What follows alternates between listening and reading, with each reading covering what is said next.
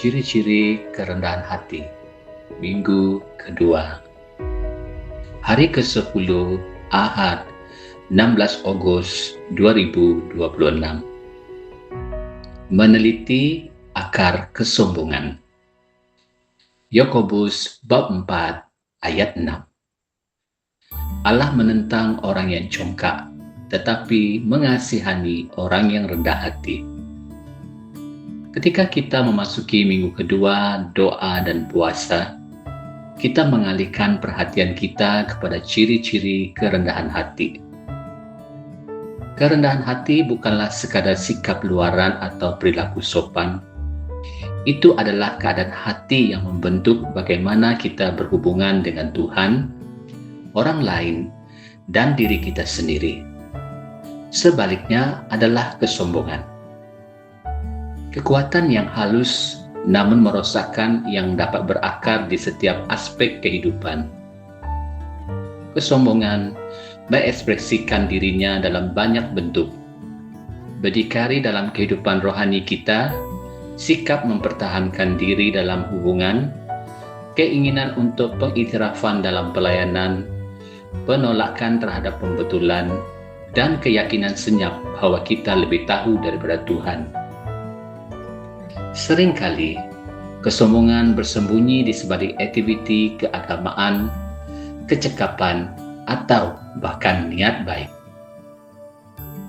Ini membuatnya sangat berbahaya, karena dapat wujud tanpa dikesan, melainkan kita dengan sengaja memeriksa hati kita.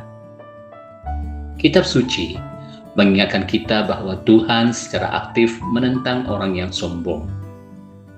Ini adalah kebenaran yang serius.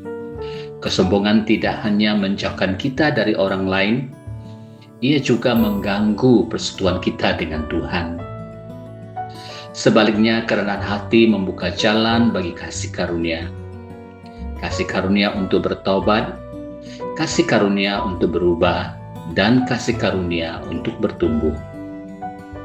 Minggu ini mengajak kita untuk mengizinkan Roh Kudus menyelidiki kita secara mendalam.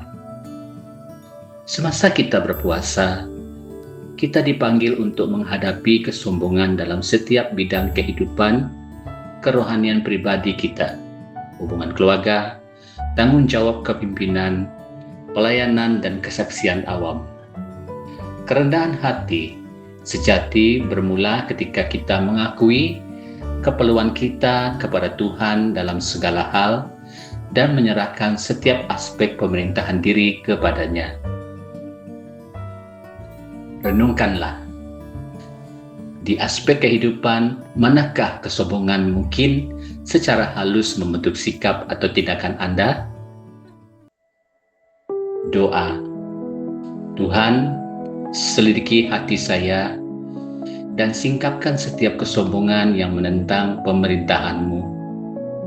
Ajarlah saya untuk berjalan dengan rendah hati di hadapan-Mu dalam setiap aspek hidup saya. Semasa saya berpuasa dan berdoa, bentuklah dalam diriku hati yang menyambut kasih karunia-Mu.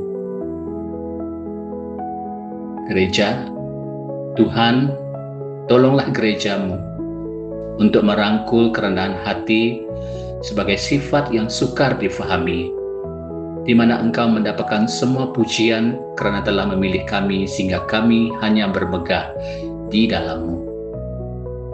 Bangsa, memandangkan prospek ekonomi untuk tahun 2026 kelihatan sangat mencabar.